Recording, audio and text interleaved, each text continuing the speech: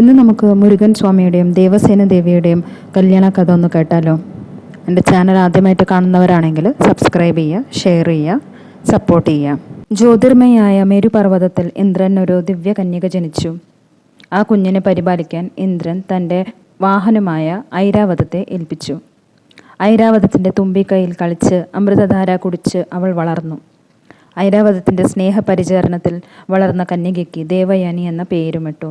ക്ഷീരപത്മാസുരനെ വധിച്ചതിന് ശേഷമാണ് ഭഗവാൻ തൃപ്പങ്കുണ്ട്രം എന്ന സ്ഥലത്തേക്ക് പോയത്. അവിടെ എത്തിയപ്പോൾ അവിടെയുള്ള മുനിമാർ ഭഗവാനോട് അവിടെ കുറച്ചു സമയം താമസിക്കണമെന്ന് അഭ്യർത്ഥിച്ചു. അസുരന്മാരിൽ നിന്നും രക്ഷിച്ചതിന് തൻ്റെ പുത്രിയായ ദേവസേനയെ മുരുക ഭഗവാന് വേണ്ടിയിട്ട് കല്യാണം കഴിക്കാൻ ആഗ്രഹിച്ചു. തൻ്റെ പുത്രിയെ സ്വീകരിക്കണമെന്ന് മുരുക ഭഗവാനോട് അഭ്യർത്ഥിച്ചു.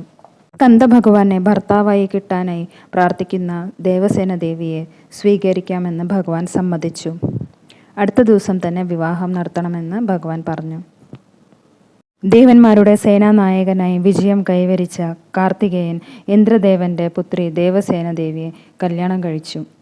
സകല ദേവന്മാരും സന്തോഷത്തോടുകൂടി പങ്കെടുത്തു. ദേവസേന ദേവിയുടെ സൗന്ദര്യവും തേജസ്സും മുരുകൻ സ്വാമിയുടെ പ്രതാപവും ചേർന്ന് ത്രിലോകങ്ങളും പ്രകാശപൂരിതനായി.